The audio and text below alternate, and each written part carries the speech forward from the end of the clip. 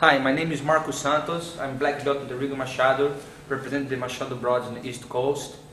And today, we're going to be talking about injuries. Right? I don't want to discourage nobody, but like any sport, even walk on the street, you can get hurt. Right? I have my student Andres and Brenna. They're going to be talking and mentioning about the injuries, how to play, how to fight, how to live life. Would you like to play sport with injury? Okay? What's up, guys? Thanks for stopping in. Check it out. Today I'm going to talk a little bit with my good friend Brainer here about some of the things that have happened to us. One time I had an opportunity to ask Keegan Machado what his experience was with injuries, if he'd ever had a major injury during his training, and his response was pick a body part. So as you can tell, it's kind of a common theme in a lot of sports, and particularly in Jiu-Jitsu. It's very easy, someone will make a mistake, do a small joint manipulation, you can, sort of jack up your fingers or your wrist, or anything can happen. But for a guy who loves to train and a girl who loves to train, it's very difficult to just let that aside and not continue to focus and train hard. Brainer's a great example. How long have you been injured? Year and a half now. And what's your injury? It was LCL. Okay. Lateral ligament. Just got completely repaired, and it's very frustrating to be injured and not be able to train. Right, especially when you're a professional teacher. Brandon's a professional karate instructor, kickboxing instructor, and he's been training and teaching people here for a long time in New York City. And it's very tough, right? When you have to get out there and show your students something you can't do it. Exactly. Yeah. So show us your leg. Which one it is? Well, right now I have a brace, a special brace to keep my knee in place, especially for like contact sport. And I just keep my knee in place, it doesn't let me do any lateral movement. Mm-hmm. And I have to modify all my movement now to make a good game in Jiu-Jitsu. Right. Just improve my positions as a side control and one leg. Right. Well, in my case, I had an injury in both shoulders for many years. It came from originally from boxing. I hyperextended my rotator cuffs, and then over time and continued training, I basically just made it worse and worse. Finally, it's gotten under control, and I found a good physical therapist who's been helping me. So I'm going to show you today a couple of techniques you can start to work on when you're dealing with a specific injury. In Brainer's case of the knee, and in my case of the shoulder. So I'll do those for you right now. What I told Brainer, what I felt was the best thing to do when Brainer's attempting to work with this leg is, if you can't necessarily work from a full guard, what I recommended was perhaps start trying to play more with the half guard. So the technique I'm going to show you is going to simulate, that I'm Brainer and I have a problem with my knee, and then he's going to show the same technique after with his knee to show you that it can be done.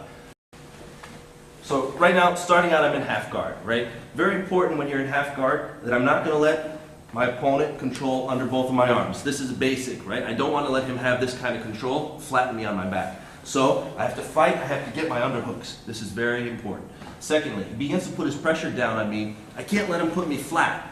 The first thing I have to do in this technique is begin to bridge, hip escape, and then shoulder escape, right? So my hip escape comes out, then my shoulder escape comes out, right? I'll show you this technique again from this side. Come around a little bit, please. So I'm going to bridge, hip escape, and then I shoulder escape. Now that my shoulder's out and I'm completely on my side, it's very hard for him to push me down onto my back, right? At this point, I can hold him and resist his movement. Now what I'm going to do is take my right hand, I'm going to slide it underneath his thigh and hook his leg, okay? And I'm going to get my head down as close to his knee as I can. I'm going to shoot my whole body in like this, okay? So now I'm in tight on his body, on a side, completely on my side, okay? Now, this is the sneaky part. I'm going to reach with my left hand and I grab my left foot, okay? Here I'm going to slide my foot inside his thigh and I'm going to make a hook on the inside of his thigh here, okay? At this point, I base off of my feet, I lift my hips and I bring my hip underneath him, okay? Now what I've done is I'm beginning to make the X guard. I can lift him up with my legs, control his body completely, all with my legs and my upper body, right? So from here, once I have his body up, very simply, I come up onto my elbow, push forward until I get the sweep, okay? If he's slick, I can even take him all the way up to his feet and then push him back down again. So, one more time. Very simply, I don't let him get control, I get my underhooks. Once I'm here, I bridge, hip and shoulder escape. Once I'm on my side, I come underneath, control his leg. I grab my own foot, I make a hook, I hip escape underneath his body again, and I lift. So I get both legs. And then I can come up and sweep. Okay, great. Now Brayner's going to demonstrate the same exact technique here. You can see his bad leg is on the bottom, hooked in half guard. He's got his underhooked. Controls, gets his head inside. Reaches, hooks his foot, gets it inside, starts to begin to lift. Gets both sides and lifts me up off the ground with his legs until I start to lose my base and he swept me. So there's an example of how you can train with a knee injury. Next technique I'd like to show you is how you train, in my case, with a shoulder injury. A very good technique that I learned from my teacher, Marcos, was when I'm being armbarred, I'm going to defend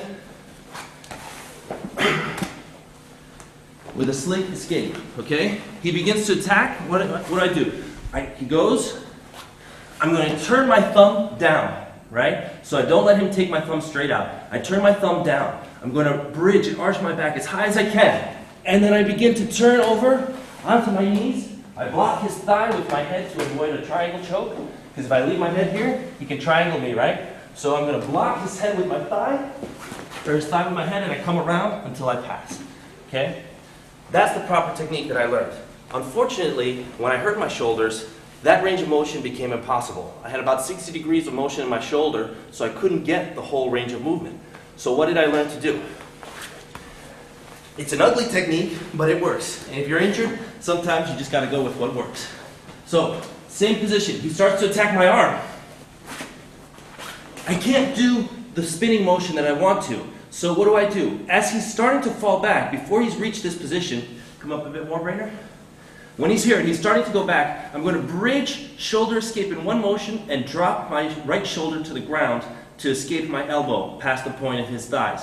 If my elbow is within his hips here, he can armbar me. If I escape my elbow to here, he cannot armbar me, okay? So the difference is if my arm is here, I can be armbarred. If it's here past his hips, I cannot. So as he's beginning to sit down, I'm going to bridge, shoulder escape, and pull my arm, right? So I'll do the whole thing full speed.